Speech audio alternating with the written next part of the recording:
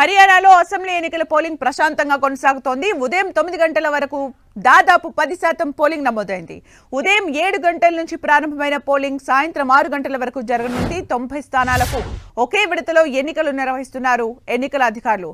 90 స్థానాల్లో 1031 మంది అభ్యర్థులు తమ భవితవ్యాన్ని తేల్చుకోనున్నారు. 20,629 పోలింగ్ స్టేషన్లలో 2 కోట్ల మందికి పైగా ఓటర్లు తమ ఓటు హక్కు వినియోగించుకోనున్నారు.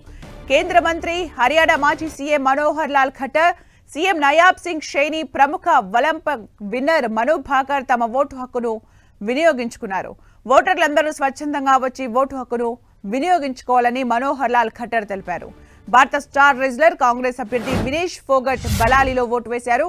కాంగ్రెస్ తరపున జులానా నుంచి పోటీ చేస్తున్న ఫోగట్ బలాలిలో ఓటు వేసింది. ఈ ఎన్నికల్లో గెలుపు ధీమా వ్యక్తం చేశారు ఫోగట్. అటు ఇప్పటికే జమ్మూ కాశ్మీర్లో 90 అసెంబ్లీ స్థానాలకు 3 విడతల్లో పోలింగ్ జరిగింది. సెప్టెంబర్ 18న మొదటి విడత, 25న రెండో విడత, అక్టోబర్ 1న మూడో విడత పోలింగ్ నిర్వహించారు. 90 అసెంబ్లీ స్థానాలకు 873 మంది అభ్యర్థులు పోటీ పడ్డారు. మొదటి విడతలో ఎన్నికల్లో 61%, రెండో విడత ఎన్నికల్లో 57%, మూడో విడతలో 69.65% పోలింగ్ నమోదైంది. కాంగ్రెస్, నేషనల్ కాన్ఫరెన్స్ ఈ ఎన్నికల్లో కలిసి పోటీ చేయగా బీజేపీ, పీడీపీ విడివిడిగా బరిలోకి దిగాయి.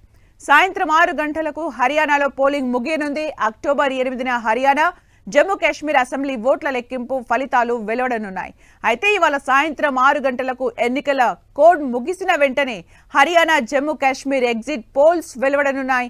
ఈ ఎగ్జిట్ పోల్స్ ఫలితాలపై Congress, BJP, national conference, PDP నేతలు ఉత్కంఠగా ఎదురు చూస్తున్నారు.